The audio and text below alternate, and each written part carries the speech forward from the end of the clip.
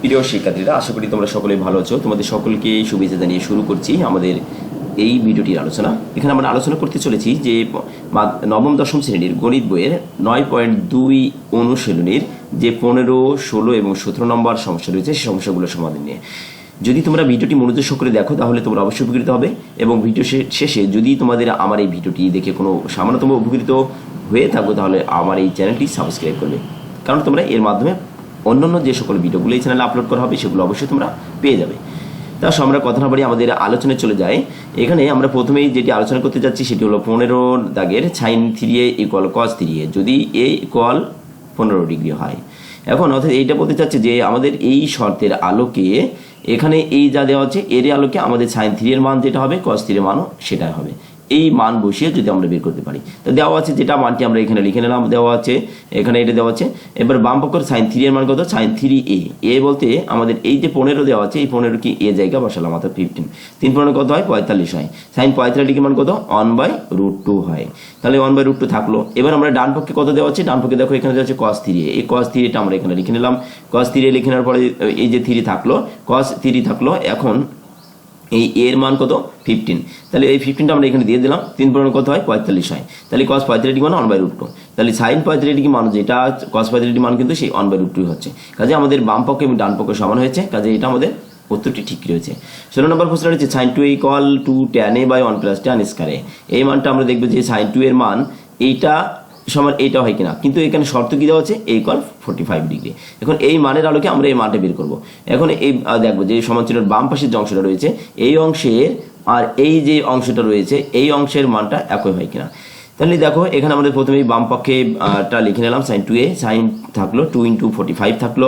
কেন 45 থাকবে? এখানে দেওয়া আছে আমাদের এই যে এই দেওয়া আছে মান, এই মানটা আমরা এখানে লিখে নিলাম। তাহলে 45 দুগুণে কত হয়? 90 হয়। sin 90 ডিগ্রি মান কত? 1। আমরা এটা জানি তালিকা থেকে যে sin 90 ডিগ্রি মান 1 হয়। আবার ডান পক্ষের মান হচ্ছে 2 tan a / 1 + tan square a। এই যে a রয়েছে এর জায়গায় আমরা 45 লিখবো, এই এর জায়গায় 45, এই জায়গায় 45, কারণ আমাদের প্রদত্ত যে রাশিটা দেওয়া ছিল সেখানে এই শর্তে কিন্তু এই 45 দেওয়া ছিল। তাহলে 2 tan 45 ডিগ্রি মান আমরা জানি কত? 45 ডিগ্রি মান 1, 2 থাকলো। এই 45 tan 45 এর মান 1, আমরা 1 লিখে দিলাম। tan 45 মান 1, তারপরে যদি স্কয়ার রয়েছে এই স্কয়ারটার কারণে আমরা এই স্কয়ারটা দিয়ে দিলাম। যদি 1 এর স্কয়ার করলে যা তাই থাকে, কোনো কিছু চেঞ্জ হয় না। এই কারণে এই 2 ওকে 2 থাকবে।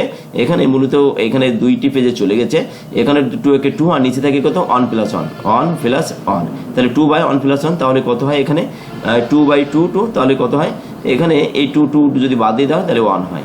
এটা আমাদের যেহেতু আমাদের বাম পক্ষের মান 1 হয়েছে, ডান পক্ষের মান 1 হয়েছে, কাজে এইটা আমাদের উত্তরটি ঠিক রয়েছে। 17 নম্বর প্রশ্নে বলছে যে tan 2a = tan a / 1 - tan square a যদি a = 30 ডিগ্রি হয়।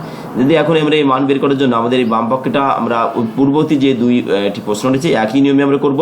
এই tan 2a প্রথমে লিখে নেব এবং এর জায়গাটিতে আমরা 30 ডিগ্রি বসাবো, এবং পরবর্তীতে এর মান বের করা শেষ হলে আমরা এই ডান পক্ষের মান বের করে দেখবো যে বাম পক্ষের মানের সঙ্গে ডান পক্ষের মানটা একই হয় কিনা। যদি হয় তাহলে আমাদের উত্তরটি ঠিক থাকবে। তাহলে এখানে আমরা বাম পক্ষেরটা লিখে নিলাম। লিখে নেবার tan 2a হলো tan 2 × 30 ডিগ্রি tan 60 ডিগ্রি। তাহলে 30 দুগুণে কত? 60। tan 60 ডিগ্রি মান কত? শুধুমাত্র √3 হয়, থাকলো √3। দেখি আমাদের ডান পক্ষের মানটা কি আসে। ডান পক্ষে 2 tan a / 1 - tan square a। তাহলে 2 tan এর মান কত? 30 ডিগ্রি ছিল, 30 ডিগ্রি আমরা বসিয়ে দিলাম। এই 30 ডিগ্রি, এই 30 ডিগ্রি। tan 3 ডিগ্রি মান কত? 1/√3, 1/√3 আসলো। এবার আর এই যে 1 - tan স্কয়ার 30 ডিগ্রি, এর মান কত? 1 - 1/30 ডিগ্রি, √3।